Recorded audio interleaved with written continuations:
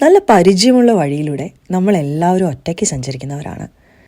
ചിലപ്പോഴൊക്കെ കൂട്ടമായി സഞ്ചരിക്കാറുണ്ട്. Thanks to technology അല്ലേ, GPS പോലെയുള്ള സംവിധാനങ്ങൾ പരിചയം അത്ര പോരാത്ത, ഇതുവരെ പോകാത്ത വഴിയിലൂടെ എല്ലാം സഞ്ചരിക്കാൻ നമ്മളെ സഹായിക്കാറുമുണ്ട്. ഇങ്ങനെയുള്ള പതിവുകളെല്ലാം തെറ്റിച്ച് നമുക്കൊരു യാത്ര പോയാലോ? പരിചയമുള്ളതായൊരു വഴിയിലൂടെ തന്നെ. പക്ഷേ സ്ഥിരം സന്ദർഭങ്ങളൊന്നുമല്ലാതെ പുതിയൊരു സാഹചര്യത്തിൽ ആ യാത്ര തുടങ്ങി. നമുക്ക് പതിവെന്ന പോലെ ഒരു കൂട്ടുമില്ല. വ്യക്തികളുടെയോ സാങ്കേതിക വിദ്യകളുടെയോ സൂര്യപ്രകാശത്തിൻ്റെ പോലും അകമ്പടിയില്ല. ഒരു ശരാശരി മനുഷ്യൻ്റെ മനസ്സിലൂടെ കടന്നു പോകുന്ന ചിന്തകളായിരിക്കും. പരിചയമുള്ളവരെ ഒന്ന് കണ്ടിരുന്നെങ്കിൽ, ഒരു വഴിവിളക്കെങ്കിലും തെളിഞ്ഞിരുന്നെങ്കിൽ എന്നുള്ളതെല്ലാം. ആ ഒരു സന്ദർഭത്തിൽ വിദൂരത്തൊരു വെളിച്ചമോ ഒരു പരിചയക്കാരനെയോ, എന്തിനേറെ ഇതേ സാഹചര്യത്തിൽ ഒറ്റപ്പെട്ട ഒരു പരിചയവുമില്ലാത്തൊരു വ്യക്തിയോ കണ്ടാൽ മനസ്സിലേക്ക് ഇരച്ചു കയറുന്ന ഒരു കുളിർമയും കാലുകളിലേക്ക് ഓടിയെത്തുന്ന ഒരു വേഗതയുമുണ്ട്.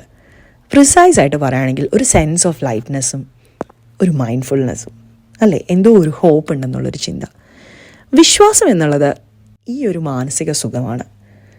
എന്തിനോടെങ്കിലും നമ്മൾക്ക് തോന്നുന്ന ഒരു ഡിപ്പെൻഡൻസി, ആ ഡിപ്പെൻഡൻസി ചില സാഹചര്യങ്ങളിൽ നമുക്ക് തരുന്ന തീവ്രമായ ഒരു പ്രത്യാശ, അല്ലെങ്കിൽ ഒരു ആത്മവിശ്വാസം. അത് തന്നെയാണ് വിശ്വാസം. ദൈവഭക്തൻ അത് ദൈവത്തോടും, യുക്തിവാദിക്ക് ആ യുക്തിയോടും, ഏതെങ്കിലും സംഘടനകളിൽ വിശ്വസിക്കുന്നവർക്കോ അതിൽ ഡിപ്പെൻഡ് ചെയ്യുന്നവർക്കോ ആ പ്രത്യയശാസ്ത്രത്തിനോടും, ചിലർക്ക് എന്തിനേറെ നേതാക്കളോടോ അല്ലെങ്കിൽ അതുപോലത്തെ വ്യക്തികളോടോ അങ്ങനെയൊക്കെ തോന്നുന്ന ഒരു റിലയൻസ് അല്ലെങ്കിൽ ഒരു കോൺഫിഡൻസ്, അതുതന്നെയാണ് വിശ്വാസവും. അങ്ങനെ റെക്കഗ്നൈസ് ചെയ്യുന്നവരെല്ലാം ഒരർത്ഥത്തിൽ വിശ്വാസികളാണ്. ദൈവത്തെ മാത്രം വിശ്വസിക്കുന്നവരല്ലല്ലോ വിശ്വാസികൾ. പക്ഷേ എത്ര പേർക്ക് ഇങ്ങനത്തെ ജീവിതത്തിൻ്റെ റൂയിനിങ് ആയിട്ടുള്ള ഫേസസിൽ അതൊരു മുതൽക്കൂട്ടായി തോന്നാറുണ്ട്, അല്ലെങ്കിൽ അതൊരു ധൈര്യം പകരാറുണ്ടെന്നുള്ളത് ഒരു ചോദ്യം തന്നെയാണ്.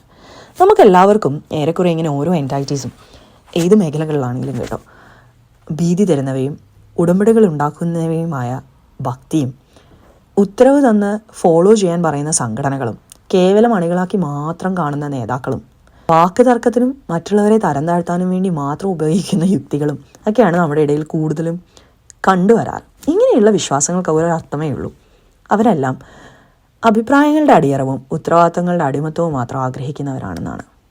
നമ്മൾക്ക് സ്വാതന്ത്ര്യം തരുകയും നമ്മളുടെ അവസ്ഥകളിൽ, അതായത് സന്തോഷത്തിലാണെങ്കിലും സങ്കടങ്ങളാണെങ്കിലും ഒരു സൈക്കോളജിക്കൽ എക്സ്റ്റസി നേടാൻ സഹായിക്കുന്നതും ആയ ഈ വിശ്വാസം എന്തുകൊണ്ടാണ് മറ്റുള്ളവരുടെ മാർഗങ്ങളെ, ഇതുപോലത്തെ മാർഗങ്ങളെ ബഹുമാനിക്കാത്തവരായി നമ്മളെ തീർക്കുകയും നമ്മളുടെ തന്നെ അങ്ങനത്തെ മാർഗം നമുക്ക് ആവശ്യമുള്ള സാഹചര്യങ്ങളിൽ ഉപയോഗപ്പെടാതിരിക്കുകയും ചെയ്യുന്നത്? അപ്പോൾ സ്വാതന്ത്ര്യം എന്ന സദുദ്ദേശം മാത്രമുള്ള ഈ ഓരോ വിശ്വാസ വകഭേദങ്ങളും എന്തേ നമുക്ക് ഒരു ബാലൻസ് തരാത്തത്? ആ വിശ്വാസങ്ങൾ മോശമായതുകൊണ്ടാണോ? അതോ മതങ്ങളിലെ ദൈവിക സങ്കല്പവും സംഘടനകളുടെ പ്രത്യയശാസ്ത്രവും ശരിയല്ലാത്തതുകൊണ്ടോ? അതോ അതിലെ സംവിധാനങ്ങളോ വ്യക്തികളോ സ്വാതന്ത്ര്യത്തിലേക്ക് വളർന്നാൽ അവർക്ക് നഷ്ടമായേക്കാവുന്ന അവരുടെ അധികാരത്തെക്കുറിച്ച് ഭയക്കുന്നവരായതുകൊണ്ടോ? ഉത്തരം രണ്ടുമാകാം. പക്ഷേ തിരഞ്ഞെടുപ്പെന്നും വിശ്വാസിയുടേതായിരിക്കണം. ഒരിക്കലും അത് വിശ്വാസ വാക്താക്കളുടേതായിരിക്കരുത്. നമ്മളുടെ മാത്രമായ ആ ഒരു അധികാരവും ആ തിരഞ്ഞെടുപ്പിൻ്റെ അവകാശവും അടിയറ വെക്കാൻ നമ്മൾ തീരുമാനിക്കുന്നിടത്താണ് പലപ്പോഴും നമ്മൾ ചൂഷണം ചെയ്യപ്പെടുന്നവരായി മാറുന്നത്. അത് മതങ്ങളാലും സംഘടനകളാലും വ്യക്തികളാലും എല്ലാം ചൂഷണം ചെയ്യപ്പെടുന്നവരാണ് നമ്മൾ.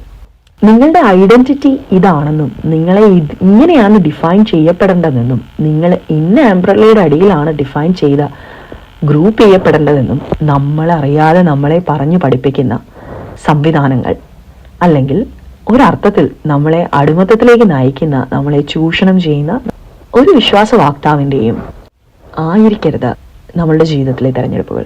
അങ്ങനെ അടിമത്തത്തിലേക്ക് നിങ്ങളെ നയിക്കാത്ത, ഭയം നൽകി നമ്മളെ ഫോളോ ചെയ്യിപ്പിക്കാത്ത, നോംസ് ആൻഡ് റെഗുലേഷൻസിൽ നമ്മളെ ചങ്ങലക്കിടാത്ത, സ്വാതന്ത്ര്യമുള്ള ആത്മാഭിമാനത്തോടുകൂടെ ജീവിക്കുവാൻ സഹായിക്കുന്ന, തിരഞ്ഞെടുത്ത് ജീവിക്കുവാൻ സഹായിക്കുന്ന വിശ്വാസങ്ങൾ ഓരോരുത്തർക്കും ഉണ്ടാകട്ടെ.